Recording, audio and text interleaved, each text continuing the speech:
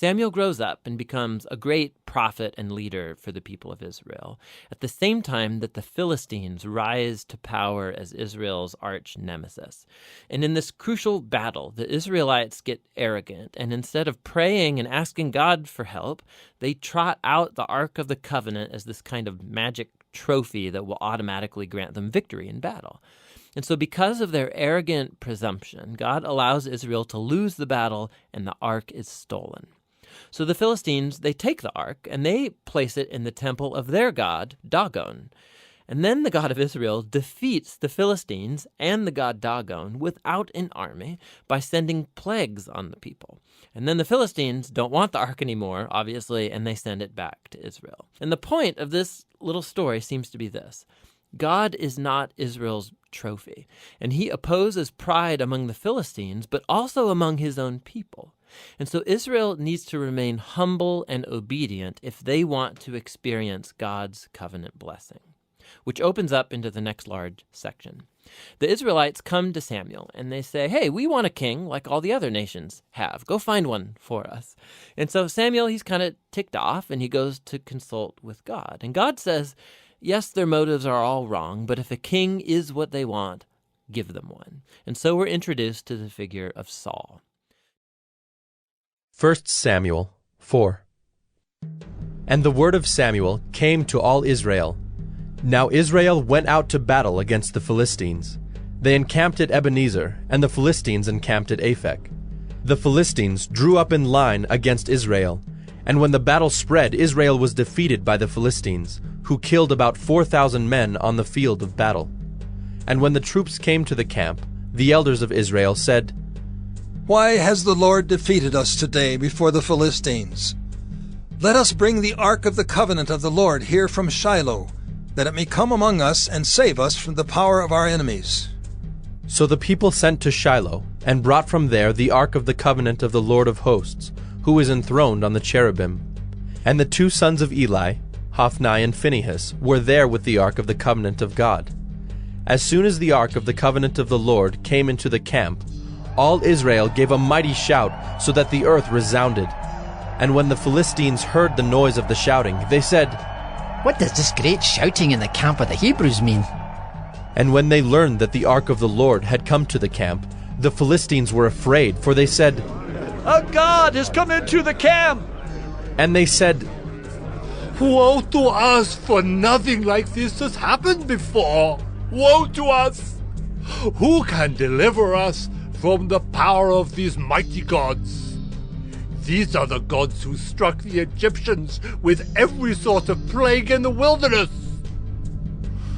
Take courage and be men, O Philistines, lest you become slaves to the Hebrews, as they have been to you. Be men and fight. So the Philistines fought, and Israel was defeated, and they fled, every man to his home. And there was a very great slaughter, for there fell of Israel 30,000 foot soldiers. And the ark of God was captured, and the two sons of Eli, Hophni and Phinehas, died. A man of Benjamin ran from the battle line and came to Shiloh the same day, with his clothes torn and with dirt on his head. When he arrived, Eli was sitting on his seat by the road watching, for his heart trembled for the ark of God. And when the man came into the city and told the news, all the city cried out. When Eli heard the sound of the outcry, he said, What is this uproar? Then the man hurried and came and told Eli. Now Eli was 98 years old, and his eyes were set so that he could not see. And the man said to Eli, I am he who has come from the battle. I fled from the battle today. And he said, How did it go, my son? He who brought the news answered and said, Israel has fled before the Philistines, and there has also been a great defeat among the people. Your two sons also, Hophni and Phinehas, are dead, and the ark of God has been captured. As soon as he mentioned the ark of God, Eli fell over backward from his seat by the side of the gate, and his neck was broken, and he died, for the man was old and heavy. He had judged Israel 40 years. Now his daughter-in-law, the wife of Phinehas, was pregnant, about to give birth. And when she heard the news that the ark of God was captured, and that her father-in-law and her husband were dead, she bowed and gave birth, for her pains came upon her. And about the time of her death, the woman attending her said to her, Do not be afraid, for you have borne a son. But she did not answer or pay attention, and she named the child Ichabod, saying, The glory has departed from Israel. because the ark of God had been captured, and because of her father-in-law and her husband. And she said, The glory has departed from Israel, for the ark of God has been captured. 1 Samuel 5. When the Philistines captured the ark of God, they brought it from Ebenezer to Ashdod. Then the Philistines took the ark of God and brought it into the house of Dagon, and set it up beside Dagon. And when the people of Ashdod rose early the next day, behold, Dagon had fallen face downward on the ground before the ark of the Lord. So they took Dagon and put him back in his place. But when they rose early on the next morning, behold, Dagon had fallen face downward on the ground before the ark of the Lord, and the head of Dagon and both his hands were lying cut off on the threshold. Only the trunk of Dagon was left to him. This is why the priests of Dagon, and all who enter the house of Dagon, do not tread on the threshold of Dagon in Ashdod to this day. The hand of the Lord was heavy against the people of Ashdod, and he terrified and afflicted them with tumors, both Ashdod and its territory. And when the men of Ashdod saw how things were, they said, The ark of the God of Israel must not remain with us, for his hand is hard against us, and against Dagon our God. So they sent and gathered together all the lords of the Philistines, and said, What shall we do with the ark of the God of Israel? They answered, Let the ark of the God of Israel be brought around to Gath. So they brought the ark of the God of Israel there. But after they had brought it around, the hand of the Lord was against the city, causing a very great panic, and he afflicted the men of the city, both young and old, so that tumors broke out on them. So they sent the ark of God to Ekron. But as soon as the ark of God came to Ekron, the people of Ekron cried out, They have brought around to us the ark of the God of Israel to kill us and our people. They sent, therefore, and gathered together all the lords of the Philistines, and said, Send away the ark of the God of Israel, and let it return to its own place, that it may not kill us and our people. For there was a deathly panic throughout the whole city. The hand of God was very heavy there. The men who did not die were struck with tumors, and the cry of the city went up to heaven. 1 Samuel 6. The ark of the Lord was in the country of the Philistines 7 months. And the Philistines called for the priests and the diviners, and said, What shall we do with the ark of the Lord? Tell us with what we shall send it to its place. They said, If you send away the ark of the God of Israel, do not send it empty, but by all means return him a guilt offering. Then you will be healed, and it will be known to you why his hand does not turn away from you. And they said, What is the guilt offering that we shall return to him? They answered, 5 golden tumors and 5 golden mice, according to the number of the lords of the Philistines.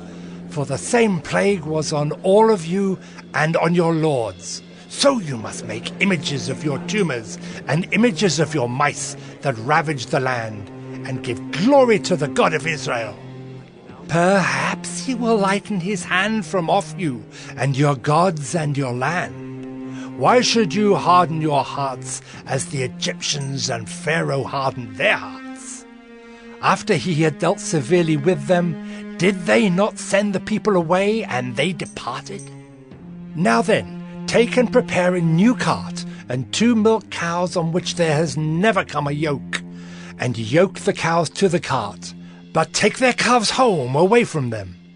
And take the ark of the Lord, and place it on the cart, and put in a box at its side the figures of gold, which you are returning to him as a guilt offering. Then send it off, and let it go its way, and watch.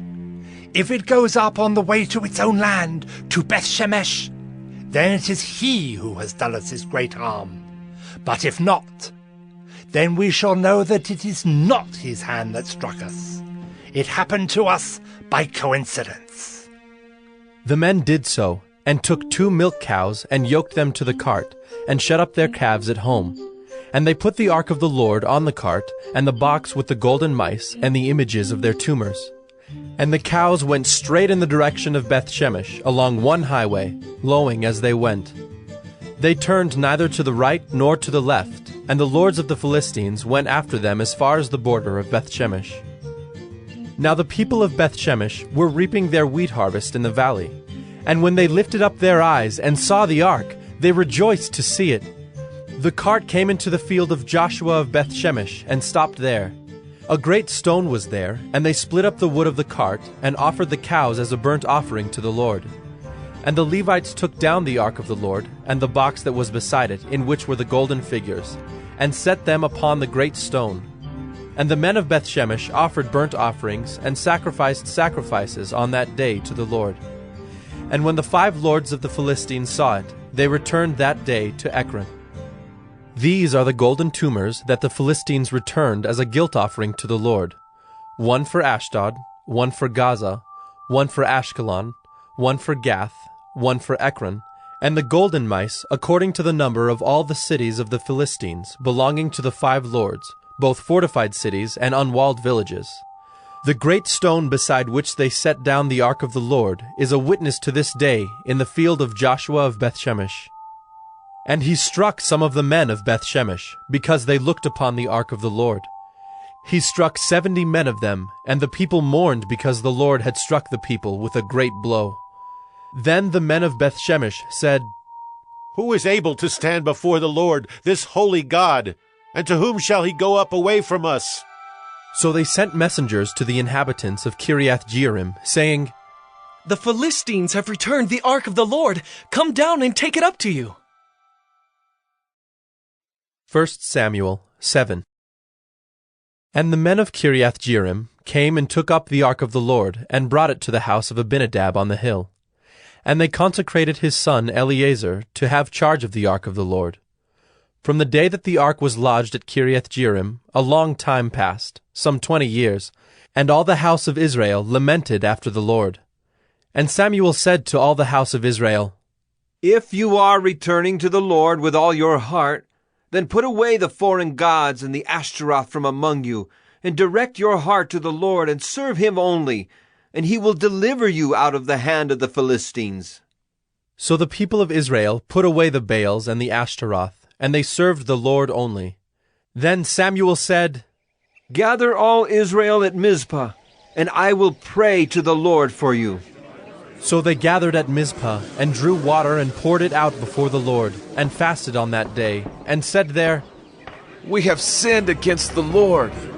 And Samuel judged the people of Israel at Mizpah. Now when the Philistines heard that the people of Israel had gathered at Mizpah, the lords of the Philistines went up against Israel. And when the people of Israel heard of it, they were afraid of the Philistines. And the people of Israel said to Samuel, "Do not cease to cry out to the Lord our God for us, that he may save us from the hand of the Philistines." So Samuel took a nursing lamb and offered it as a whole burnt offering to the Lord. And Samuel cried out to the Lord for Israel, and the Lord answered him. As Samuel was offering up the burnt offering, the Philistines drew near to attack Israel. But the Lord thundered with a mighty sound that day against the Philistines, and threw them into confusion, and they were routed before Israel. And the men of Israel went out from Mizpah, and pursued the Philistines, and struck them as far as below Bethkar. Then Samuel took a stone, and set it up between Mizpah and Shen, and called its name Ebenezer. For he said, "Till now the Lord has helped us." So the Philistines were subdued, and did not again enter the territory of Israel. And the hand of the Lord was against the Philistines all the days of Samuel. The cities that the Philistines had taken from Israel were restored to Israel, from Ekron to Gath, and Israel delivered their territory from the hand of the Philistines. There was peace also between Israel and the Amorites.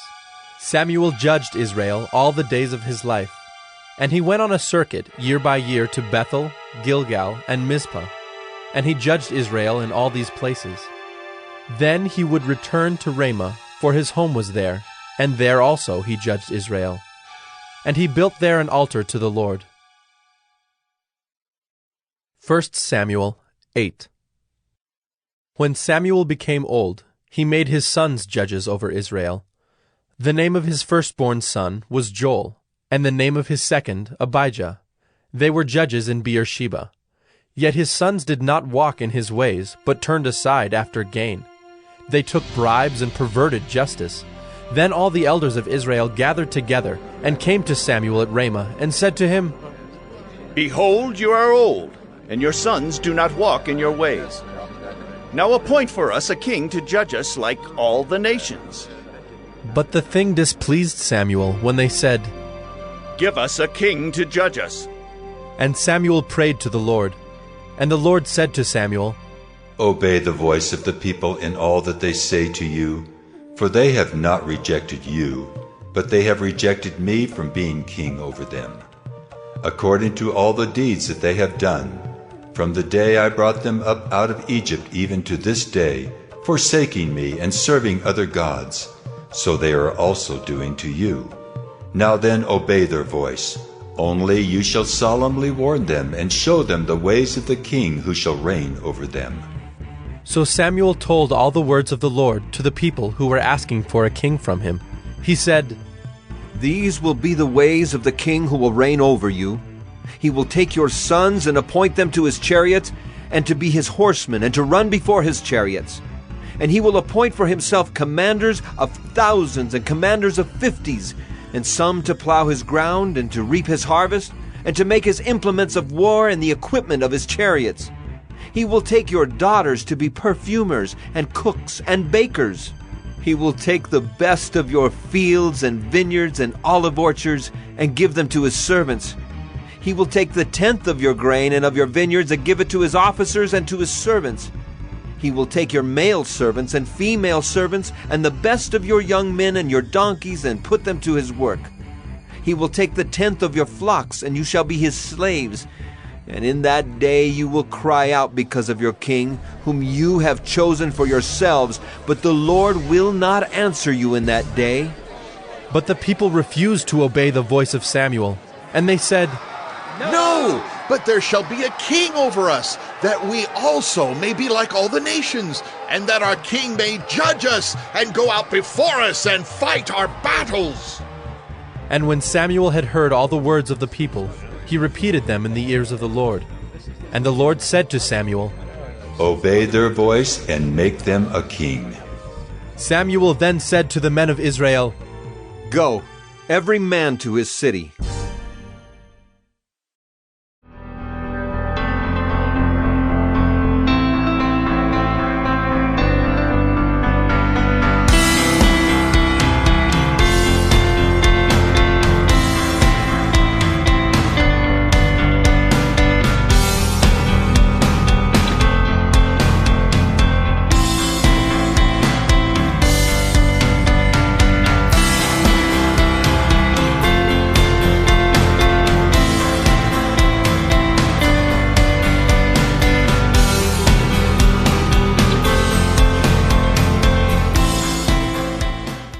Everybody, welcome back to another video on Juice and Toya. Hey, welcome back. Today we're taking you guys through a 30-minute full body dumbbell workout. Yes. All right, so more specifically today, we're gonna focus on more beginner level strength exercises.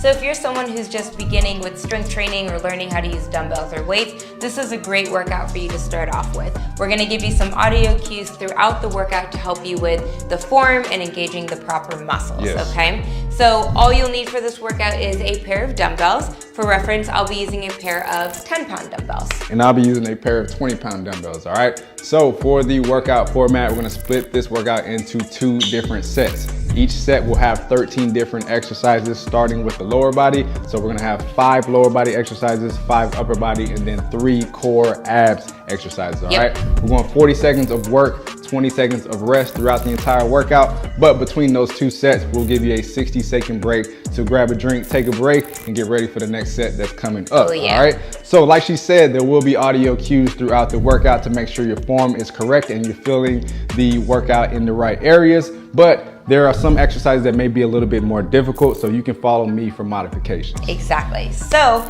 This is a full body workout, so we're gonna take you guys through a nice little warm up. And following the warm up, we're gonna get right into it. So grab your mats, grab your weights, and let's get to work.